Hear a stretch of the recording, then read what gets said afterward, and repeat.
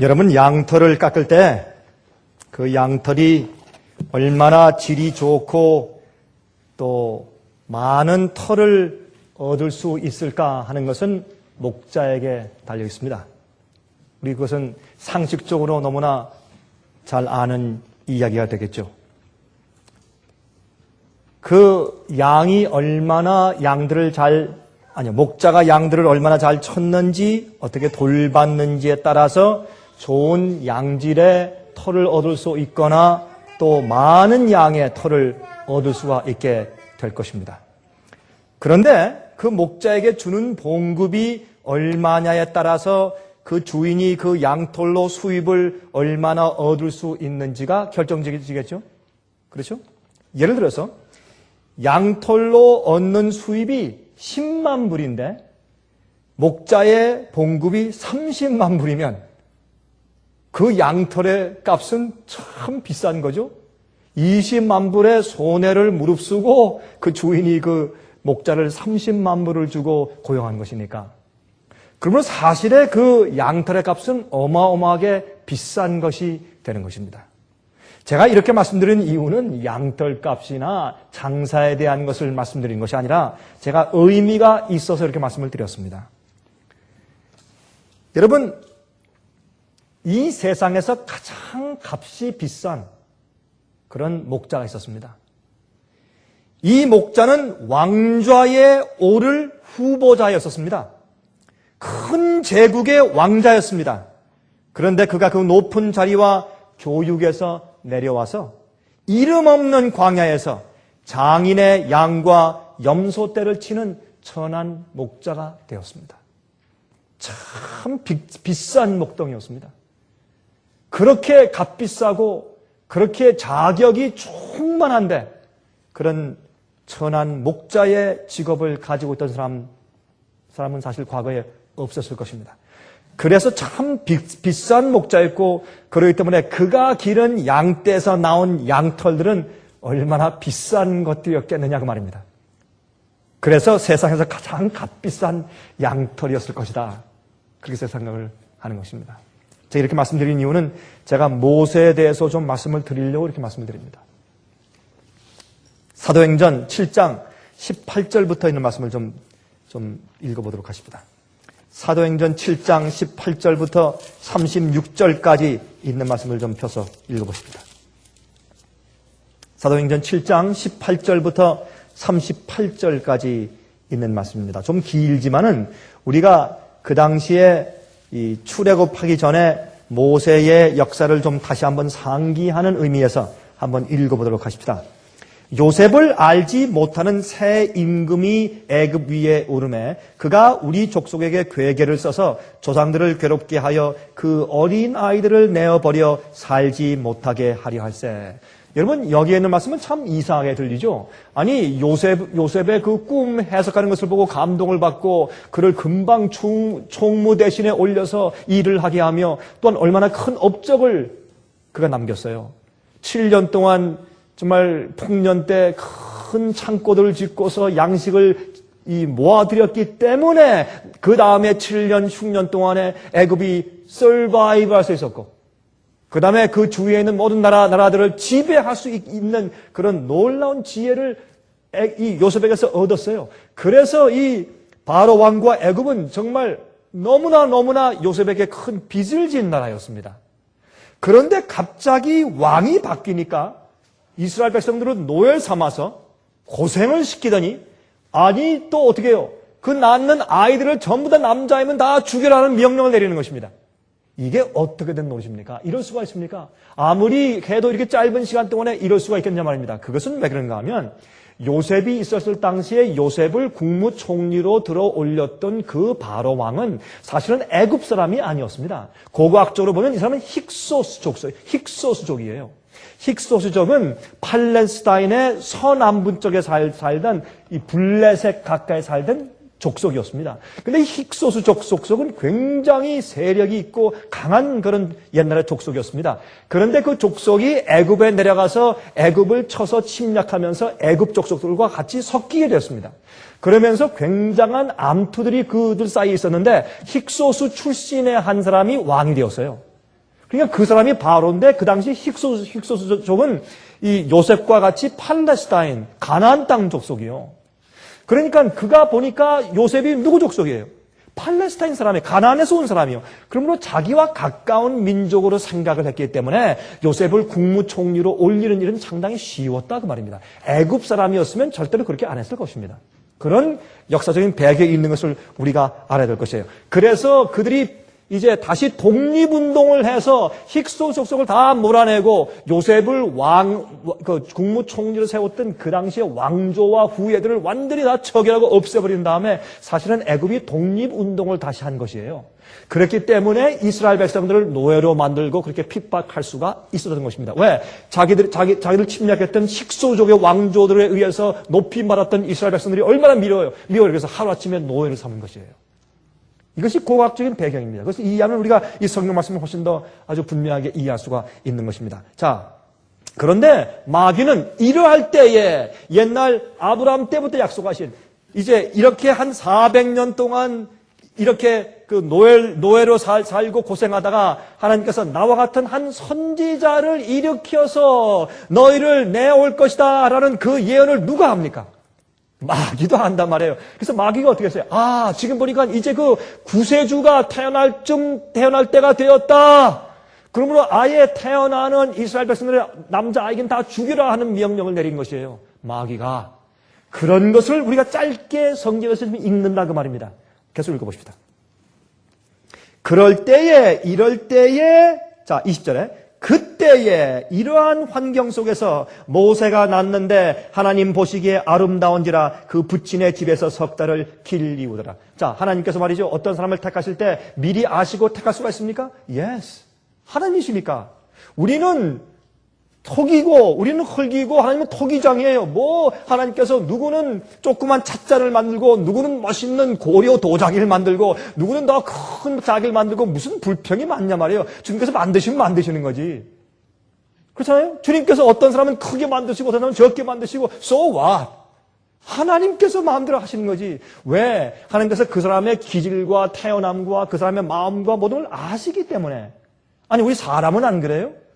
우리도 어떤 사람을 쓸 때 어떤 사람은 이 사람은 이런 큰 일을 하기에 그릇이 되고 이 사람은 이렇게 할 만큼은 안 되겠다 해서 우리도 선택하잖아요. 하물며 하나님이 사람을 선택하시는데 왜 이렇게 잔말이 많은지 모르겠어요. 우린 참 하나님께 불평이 많아요. 하나님이시여 저 같은 동창인데 저 사람은 저렇게 잘 되고 나는 이렇고 저 사람은 저렇게 높이 되는데 난 이렇고 그렇게 할 필요가 없어요. 우리가 가지고 내가 있는 처지와 행문에서 만족할 줄 배워야 돼요. 그게 만족이요. 그래서 이 만족하기를 배우지 않는 사람은 탐내게 되고 탐내면 열째 계명을 어기고 탐내는 사람은 반드시 죄에 빠져요. 그 문제가 생기는 것이에요. 그래서 우리는 하나님께서 모세가 어릴 때부터 그가 이제 구원자가 될 것을 알고 택하셨어요. 그를 보호하셨어요. 왜? 하나님께서 그걸 아시니까. 그들의 부모의 신실함을 알기 때문에 그가 어떤 기질을 가지고 태어날 줄 아시고 그가 얼마나 하나님께서 교육시키면 어떤 사람이 될 것을 주님께서 아셨어요. 하나님께서 미리 아시는 것까지도 우리가 불평할 필요가 있어요? 불평할 필요가 없어요. 그래서 우리가 사실 이런 것을 보면서 하나님께서 모세를 택하신 그 이유를 이해하게 되는 것입니다. 그때 모세가 났는데 하나님 보시기에 아름다운지라 그 부친의 집에서 석 달을 길리우더니 버리운 후에 바로의 딸이 가져다가 자기 아들로 기름에 모세가 애굽 사람의 학수를 다 배워 그 말과 행사가 능하더라. 여러분이 짧은 말씀 가운데서 말이죠. 출애굽기에 기록되어 있는 말씀을 스데반은 지금 줄여서 짤막하게 설교하고 있는 것이에요. 그런데 얼마나 요약을 기가 막히게 하는지 몰라요. 그 모세 생애 가운데서 중요하게 우리가 중점적으로 이해해야 할 포인트들을 딱딱 집어가지고 스데반이 그걸 설명을 하니까 스데반이 자기가 돌에 맞아 죽기 전에 사내들인 앞에서 설교하는 것이에요. 성령이 충만해서 이게 우리가 앞으로 느지미 성령을 받고 큰 소리 외칠 때 이렇게 할 것이에요. 성경 전체에 놀라운 그 말씀 가운데서 요점만 딱딱 골라가지고 얘기할 때 너무나 분명하고 확실하고 힘이 있을 것입니다. 그게 큰 소리 외침이에요. 지금 여기 스데반이 큰 소리 외침을 하고 있는 것이에요. 유대의 지도자들 앞에서 지금 그 큰 소리 외침을 하고 있는 것이에요. 그때 우리가 이해해야 할 중요한 요점만 딱딱 골라서 이 전 모세의 생애를 그러니까 얼마요? 120년입니까?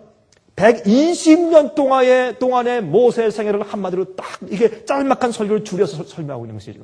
그런데 여기에 자, 여기에 이제 그 모습이 너무 태어나서 너무 예쁘니까 차라리 죽일 수는 없고 어떻게 해요?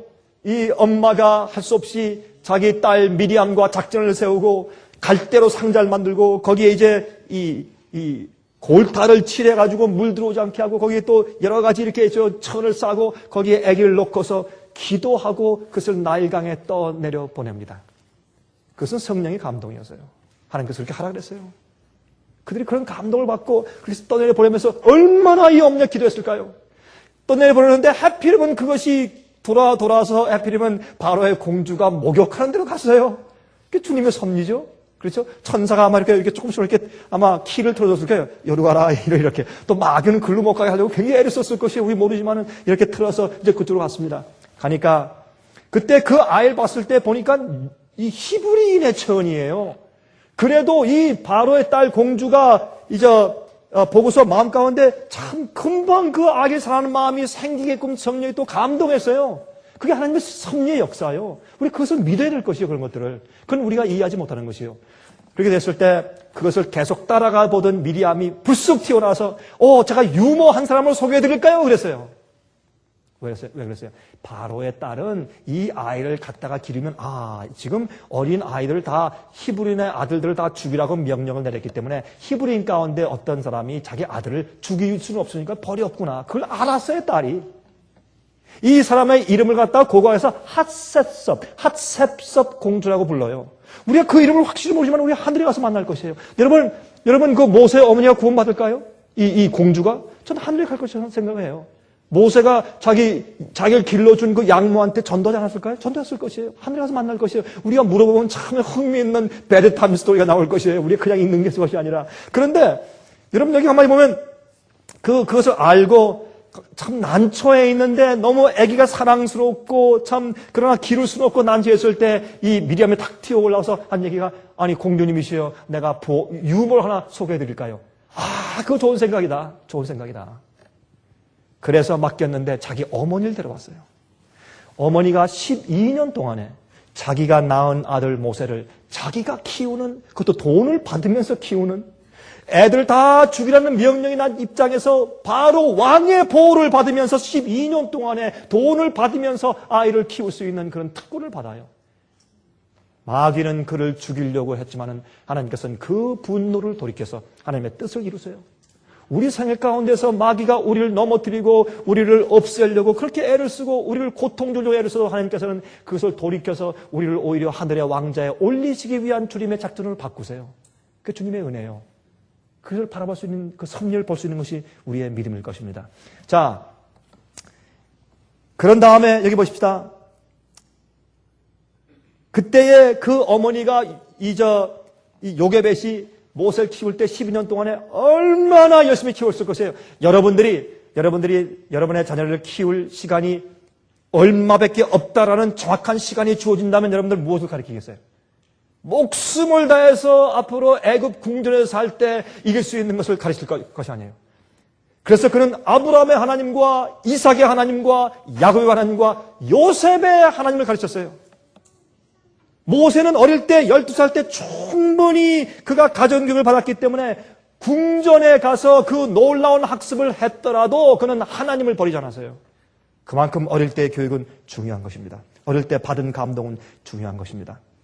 자, 그 다음에 그래서 그가 22절 모세가 애굽 사람의 학술을 다 배워 그 말과 행사가 능하더라. 그가 놀라운 작전가가 되었어요. 이 수사학자가 되었어요. 그는 장군이 되었어요. 전쟁에 능한 자가 되었어요. 23절 나이가 40이 되매 그 형제 이스라엘 자손을 돌아볼 생각이 나더니 한 사람의 원통한 일 당함을 보고 보호하여 압제받는 자를 위하여 원수를 갚아 애굽 사람을 쳐 죽이니라. 저는 그 형제들이 하나님께서 자기의 손을 빌어 구원하여 주시는 것을 깨달으리라고 생각하였으나 저희가 깨닫지 못하였더라. 여러분, 모세는 실수한 게 아니에요. 모세는 자기가 이렇게 했을 때 자기의 동족들이 깨닫고 때가 되었다고 자기와 함께 봉기를 일으켜서 혁명을 일으킬 줄 알았어요. 모세는 실수해서 때려 죽인 것이 아니에요. 자기가 가만히 보니까 어떻게 해요? 지금 지금 이 노예를 이제 부리는 slave master, taskmaster. 그렇죠? 모세를 부르는 태스크마스터가 일 잘 못하는 사람을 보고 그냥 택짓하면서 너무너무 심하게 때리고 있어요, 지금.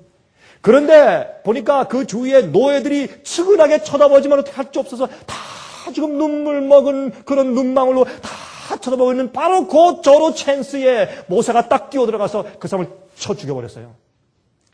그러니 이때 노예들이 어떻게 할 것이요? 와 하고 지금 번개에서 일어날 거 아니에요.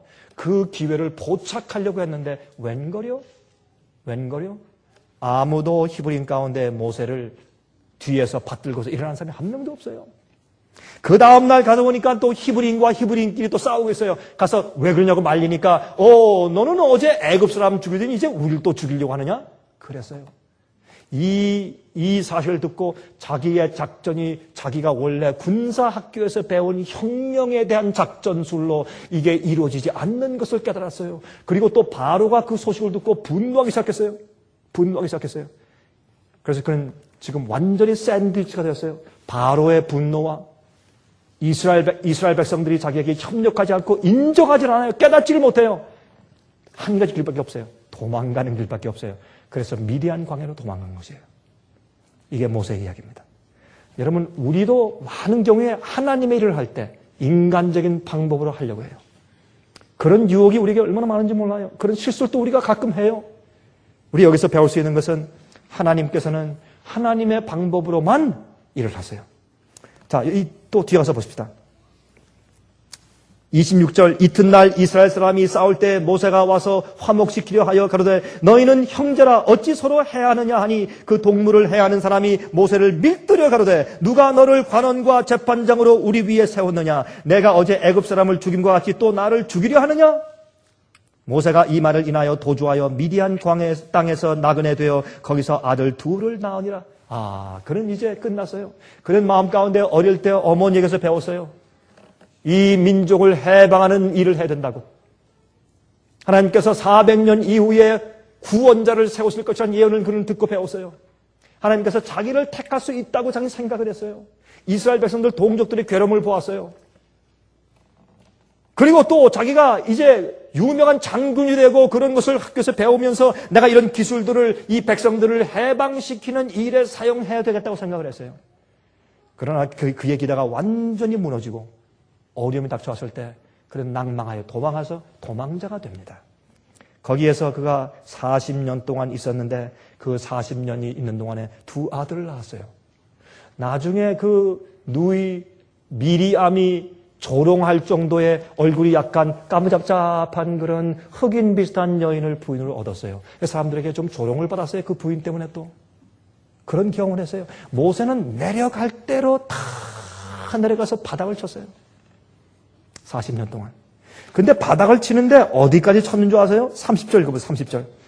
40년이 참에 40년 동안 그는 살면서 그의 옷에 냄새를 맡으면 항상 여러분 목동이 무슨 맨날 옷을 갈아입겠어요? 목욕을 매일 하겠어요? 어떤 때는 양과 염소와 함께 밖에서 늘 자야 할 텐데 그래서 그는 이렇게 소매를 이렇게 냄새 맡으면 항상 이 양과 염소의 오줌똥 냄새가 항상 나요. 그런 사람으로 완전히 바닥까지 내려갔어요. 아무도 인정해주지 않고 조용한 광야에서 그저 이 장인의 양을 쳐요. 여러분 그것을 무슨 사위라 그래요? 한국에서는? 대릴사위. 또 무슨 사위래? 또 다른 말이 있어요? 처가사리.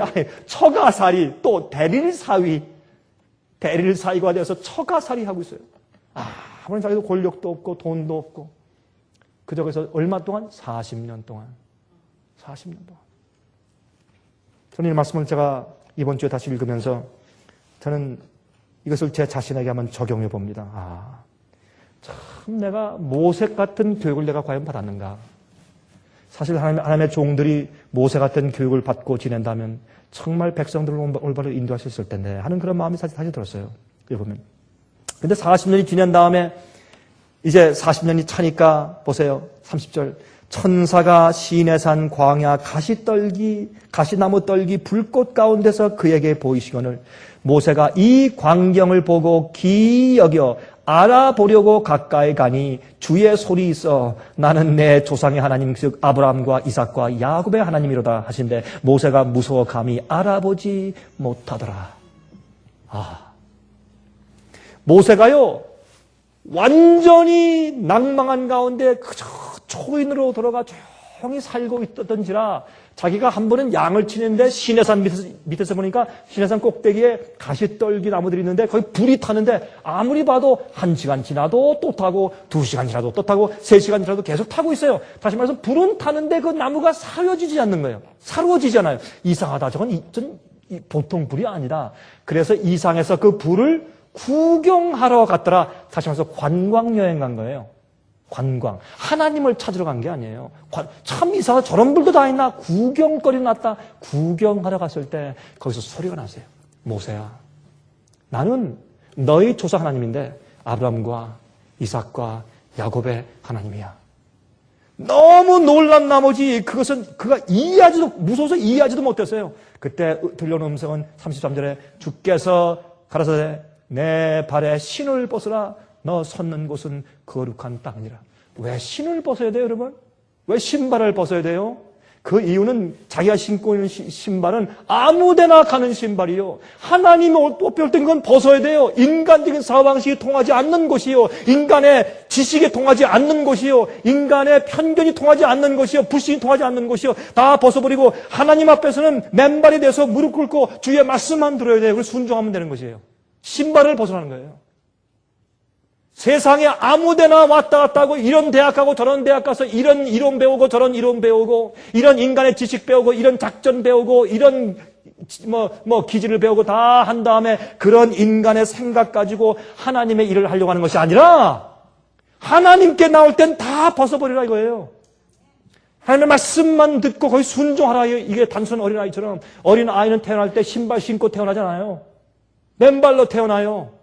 그래서 신발을 벗으란 말이에요. 왜? 내가 선 곳은 거룩한 땅이니까. 우리는 거룩하지 못한 곳에서 살던 사람들이에요. 거룩하지 못한 이론을 듣고 알아본 사람들이에요. 그걸 버려야 돼요. 그리고 하나님의 말씀만 들어야 돼요. 이거 그 의미하는 것이에요. 그래서 그런 신발을 벗습니다. 그때 34절 보세요. 내 백성이 애굽에서 괴로움 받음을 내가 정령히 보고 그 탄식하는 소리를 듣고 저희를 구원하려고 내려왔노니 시방 내가 너를 애굽으로 보내리라 하시니라. 저희 말이 누가 너를 관원과 재판장으로 세웠느냐 하며 거절하던 그 모세를 하나님은 가시떨기 나무에서 보이던 천사의 손을 의탁하여 관원과 속량하는 자로 보내셨으니 이 사람이 백성을 인도하여 나오게 하고 그랬어요. 이 사람이 백성들을 인도하여 나오게 하고 이 사람이 백성을 인도하여 나오게 하고 애굽과 홍해와 광야에서 40년간 기사와 표적을 행하였느니라. 이게 모세입니다. 여러분, 모세는 하나님의 일을 하기 위해서 그는 자기가 알던 것을 버린 사람이에요. 애굽은 과학과 수학, 예술이 발달한 문명 국가였습니다. 이 애굽에는 말이죠, 바벨론과 마찬가지로 별을 볼 수 있는 관측대가 있었어요. 아주 문명이 발달한 곳이었어요. 구석기 시대가 아니었습니다. 모세는 지식과 능력이 겸비해 있던 지도자였어요. 그러나 백성들을 구원하기 위한 목자가 되지는 못했습니다. 목자가 되지는 못했어요. 하나님의 지혜는 사람을 영원한 생명과 진리를 위해서 훈련을 시키는 것입니다. 여러분, 신명기 34장 10절부터 12절 제가 읽겠습니다. 그 후에는 이스라엘의 모세와 같은 선지자가 일어나지 못하였나니 모세는 여호와께서 대면하여 아시던 자요 여호와께서 그를 애굽 땅에 보내사 바로와 그 모든 신하와 그 온 땅의 모든 이적과 기사와 모든 큰 권능과 위엄을 행하게 하심에 온 이스라엘 목전에서 그것을 행한 자더라 그랬어요. 이는 여호와께서 대면하여 face to face 얼굴과 얼굴 대면해서 알던 자였어요. 그가 40년 동안 애굽에서 교육받았기 때문에 아니에요. 미디안 광야에서 교육받았기 때문에 그래요. 얼굴과 얼굴 대해서 하나님을 알던 자였어요. 하나님께서 내가 그를 아는 자라 그랬어요.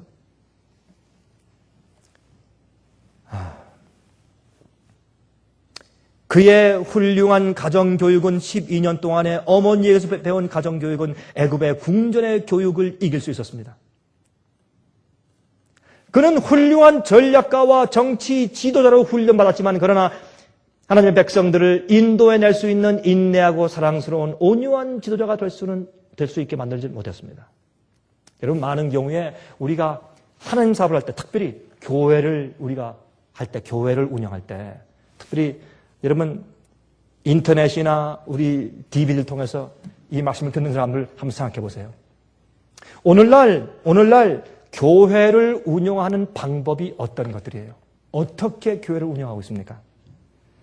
그것은 세상에서 받은 교육 사상과 방법대로 하고 있잖아요. 오늘날의 교회의 성장학은 어떻게 하면 회사의 이익을 성장시킬 수 있는가 하는 방법에서 나온 것 아니에요? 그것을 받아들여가지고 교회 성장학을 만들어 놓은 거 아니에요?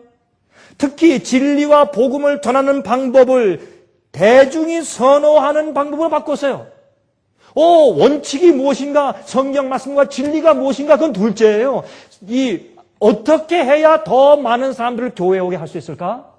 어떻게 해야 대다수가 선호하는 방법을 사용할 수 있을까?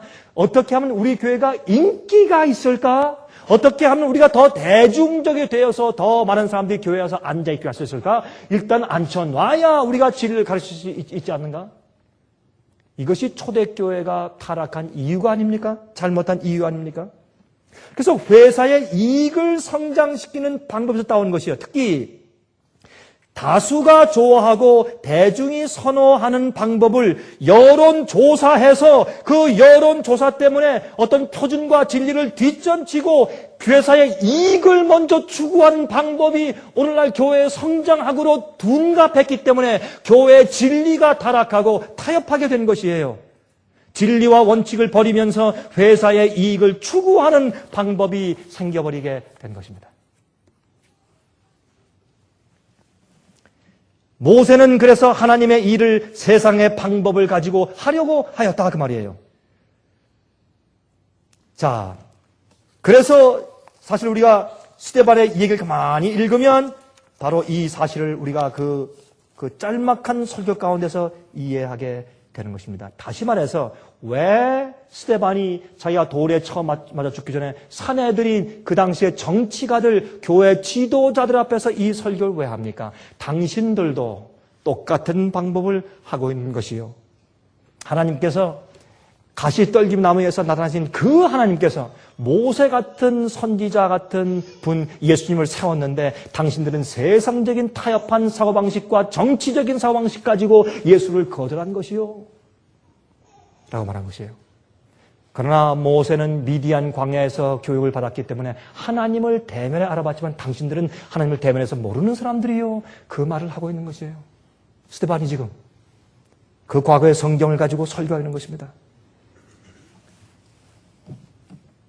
모세는 광야에서 말이죠, 양들이 자기 말을 왜 안 듣는지, 어떻게 해야 그들을 인도할 수 있는지를 배웠어요.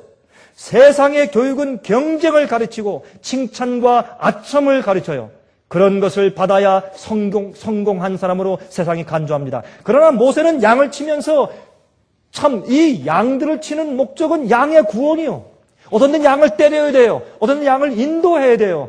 다른 사람들이 이렇게 칭찬받기 위해 사는 것이 아니라 양들의 구원을 위해 사는 것이 목자예요.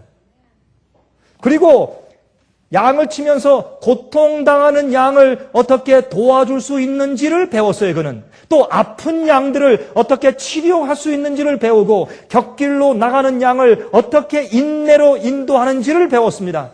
말 안 듣는 양을 어떻게 참아주는지를 그는 배웠어요. 늙은 양들의 필요와 약한 양들의 고통과 어린 양들의 필요를 각각 채워주는 조용한 시간과 고독한 시간을 40년 동안 보낸 다음에 하나님께서 그가 이제 이스라엘 백성들을 광야에서 인도할 자격이 있다고 그를 인정하게 된 것이에요. 모세는 그래서 자기 자신을 믿는 확신이 사라지고 하나님의 말씀이라면 무조건 믿고 순종하여 따라갈 수 있는 어린아이 같은 품성과 믿음이 생겼습니다. 그때 주님께서 됐다, 너 이제 히브리인들을 가서 구원해라 라고 보내신 것이에요. 여러분, 그래서 성경은 그를 참으로 온유한 목자라고 불러요. 세상에서 그보다 더 온유한 자가 없었다, 그렇게 성경은 기록했어요. 신명기서에 신명기서도 여러분 모세가 쓴 거 아니에요? 창세기, 출애굽기, 레위기, 민수기, 신명기 아니에요? 신명기서도 모세가 기록했는데 모세가 스스로 자기 자신을 높였단 말이에요. 아, 모세처럼 세상에서 온유한 자가 없었더라. 그게 아니라 모세가 쓰고 죽었는데 그 뒤에 사람이 한 절을 붙였을 것 같아요. 제가 볼 때는. 아니에요. 붙였죠. 모세가 자기가 한 말이 아닐 테니까.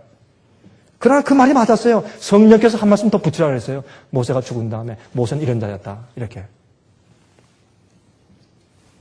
그래서 요한계시록 14장 3절 보면 저희가 보좌와 내 생물과 장로들 앞에서 새 노래를 부르니 땅에서 구속함을 얻은 14만 4천인 밖에는 능히 이 노래를 배울 자가 없더라 그랬습니다. 야, 이게 14만 4천이 부르는 새 노래예요. 경험의 노래예요. 그런데 계시록 15장 2절 3절에 그 새 노래가 무엇인 줄 설명해요. 또 내가 보니 불이 섞인 유리바다 같은 것이 있고 짐승과 그의 우상과 그의 이름의 수를 이기고 벗어난 자들이 유리바닷가에 서서 하나님의 검은 고를 가지고 하나님의 종 모세의 노래 어린 양의 노래를 불러 가로되 주 하나님 곧 전능하신 이시여 하시는 일이 크고 기하시도다. 만군의 왕이시여 주의 길이 의롭고 참되시도다 그랬어요. 그러니까 14만 4천이 앞으로 부를 그들의 새 노래가 무엇이에요? 모세의 노래와 어린 양의 노래예요. 왜 모세의 노래예요? 모세가 미디안 광야 동안에 교육받은 노래고 그가 이스라엘 백성들을 40년 동안 인도하면서 하나님을 따라간 노래예요. 그것이 모세의 노래예요. 홍해를 가르는 노래예요. 그 메마른 땅에서 바위에서 물이 나던 노래예요. 음식이 없을 때 하늘에서 만나를 먹은 노래예요. 그는 양식이 없는 광야에 믿음으로 200만 명 이상의 민족을 건드리고 들어갔어요. 그것은 믿음이에요. 모세의 믿음의 노래예요. 14만 4천은 그런 믿음의 노래를 부를 것이 앞으로. 환난을 통과하면서 모세 같은 믿음을 그들이 발휘할 것이에요.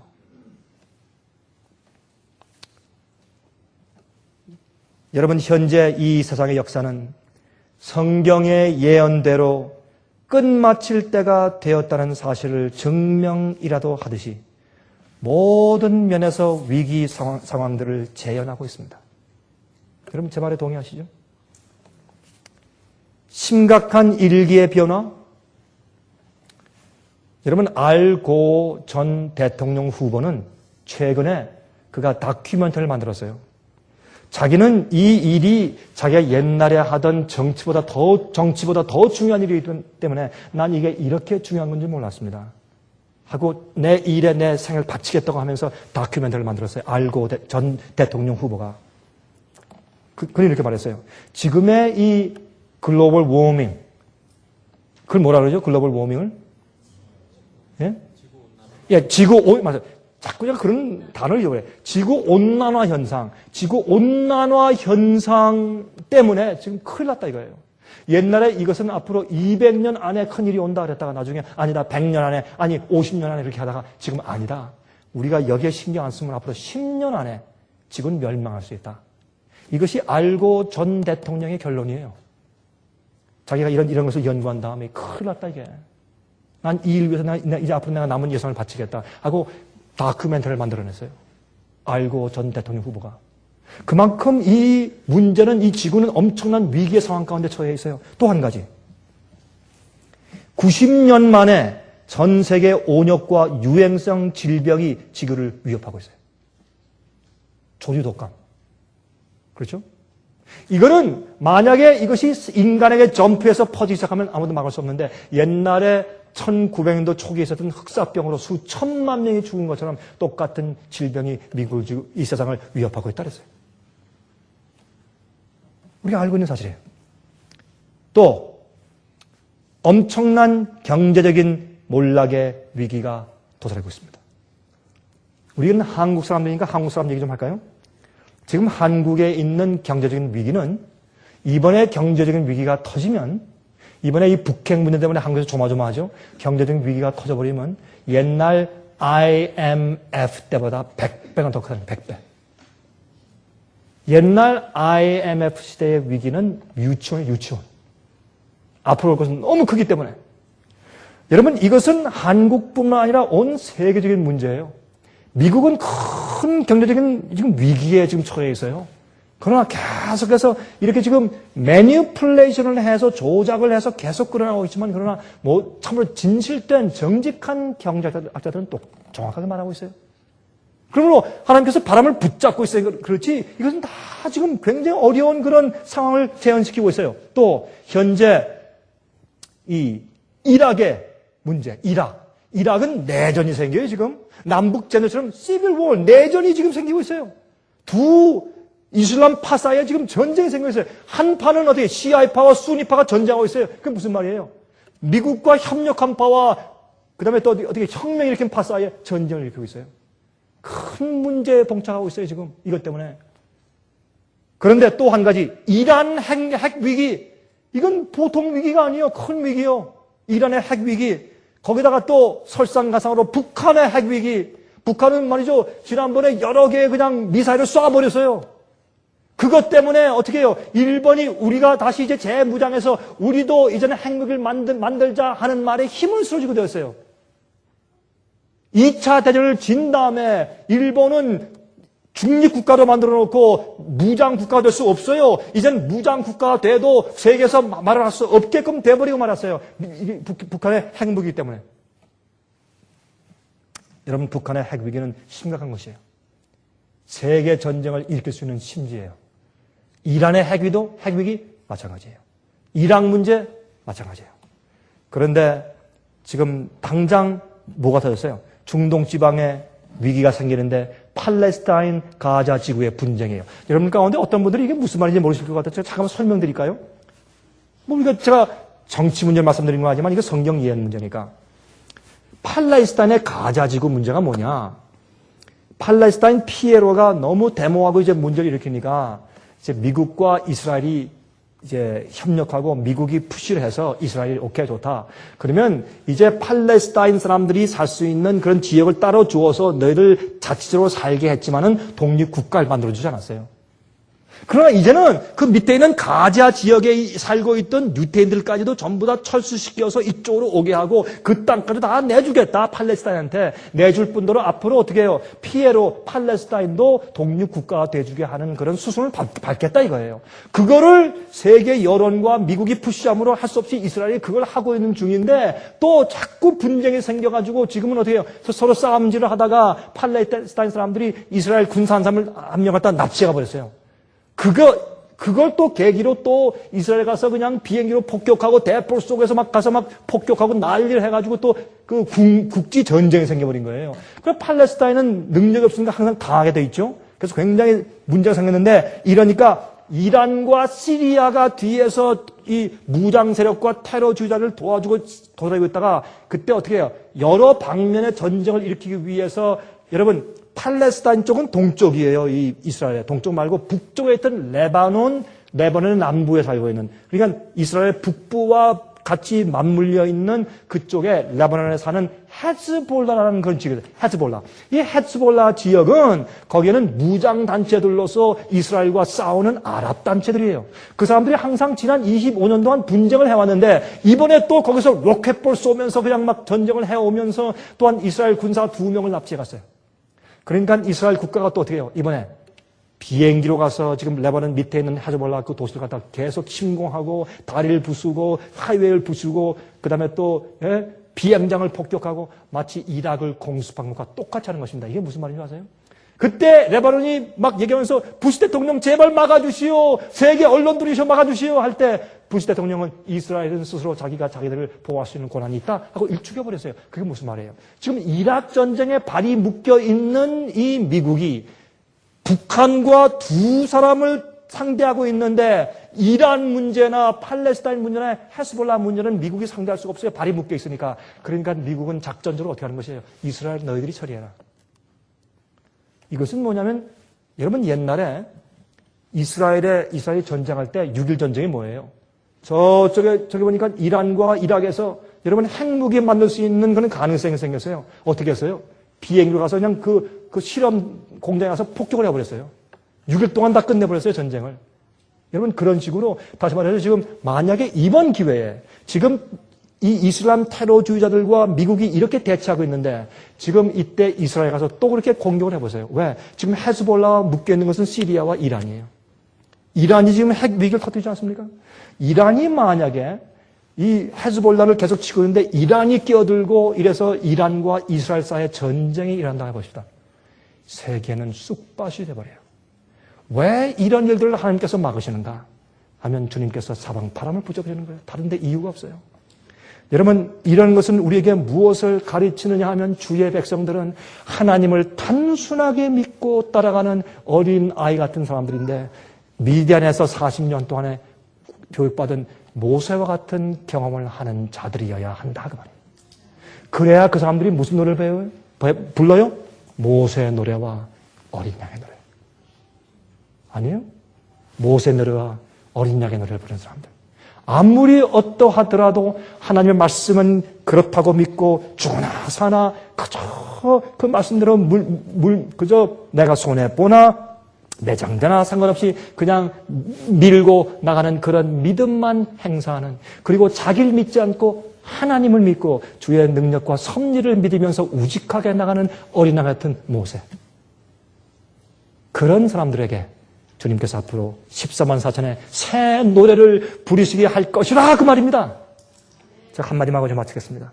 제가 여러 해 전에 영국에 갔을 때, 영국에 집회 갔을 때 제가 돌아오는 길에 영국에서 제가 하루 더 머물면서 영국의 런던에 있는 런던 박물관을 제가 본 적이 있어요. 저는 다니면서 다른데 뭐 관광하고 이런데 취미인지 별로 없었어요. 아무리 좋은 걸 봐도 알프산을 봐도 다 그게 그렇더라고요. 뭐 이게 이거고 저게 저거예요. 별로 무슨 뭐 하늘에 가나 감탄하지 이젠 세상에서 감탄할 게 별로 없어요. 제가 보니까 다 그게 그거예요. 뭐 보고 나니까 처음엔 보고 싶다 하지만 보고 나면 뭐예요? 다 허무해요. 인간의 세상이 그렇지. 그러나 어떤 데는 책을 보는 것이나 아니면 박물관의 과거의 역사를 보는 것은 지금도 저한테 가치가 있고 저한테 관심을 일으켜요. 저는 예언과 말씀을 연구하는 사람이기 때문에 제가 일부 시간을 내서 영국의 런던 박물관을 갔는데 제가 런던 박물관을 제가 2번 가봤어요. 2번 제가 가서 한 번은 대충 봤고 한 번은 철저하게 봤어요. 근데 제가 한 번 갔을 때 보니까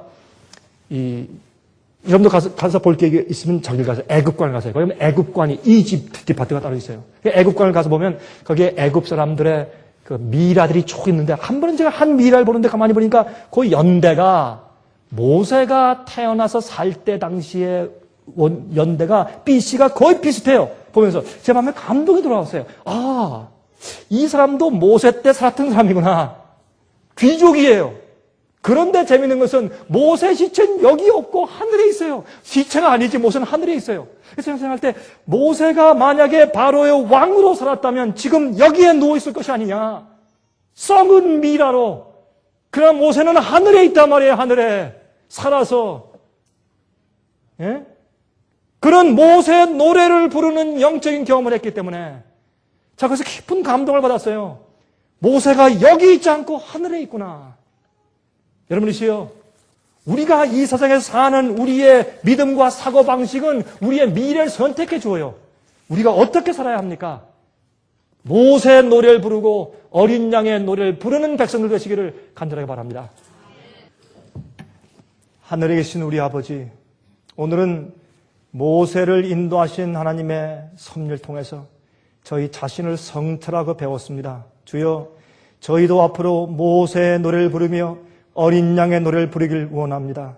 저희가 세속적인 것과 아이디어를 버리고 하나님의 방법을 선택하기 원합니다. 저희도 주님께로부터 우리의 개인적으로 훈련받기 원하고 가르침을 받기 원합니다. 주여, 우리 마음 가운데 하나님의 섭리를 받들고 알아볼 수 있는 눈을 허락하여 주시옵소서. 저희의 부족함을 사하여 주시며 저희를 하나님의 품성으로 꼴지어 주시옵소서. 예수 그리스도의 거룩하신 이름을 의지하여서 간절하게 기도합니다. 아멘. 은혜 많이 받으셨습니까? 지금까지 들으신 이 생애의 예배 설교는 간절한 마음으로 진리를 찾는 분들과 정직한 양심으로 말씀을 받아들이고 언제나 진실이 무엇인지를 생각하는 그리스도인들을 위한 말씀입니다. 주변 가족들이나 친지들 중에 말씀을 사모하고 순결한 신앙을 갖기 소원하는 분들이 계시면 생애의 빛 예배 설교 테이블 소개해 주시기 바랍니다. 매주 원하시는 분들의 가정으로 직접 배달되는 생애의 빛 예배 설교는 개인의 신앙 부흥이나 소규모 그룹 예배를 위하여 비디오와 오디오 테이프, DVD, CD로 제작되었습니다. 생애의 빛 예배설교 테이프를 원하시는 분들은 1-877-704-1004번으로 전화하여 주시기 바랍니다. 생애의 빛은 각종 미디어, 즉 출판물, 텔레비전, 비디오, 오디오 카세트 테이프, DVD, CD, 그리고 웹사이트를 통하여 복음을 전하는 미디어 선교 기관입니다. 생애의 빛에서 이루어지는 선교 사업을 크게 5가지로 나누어 소개하면 다음과 같습니다. 첫째로 생애의 빛은 가정과 건강과 참된 신앙을 소개하는 월간지 살아남는 이들을 매달 발간하고 있습니다.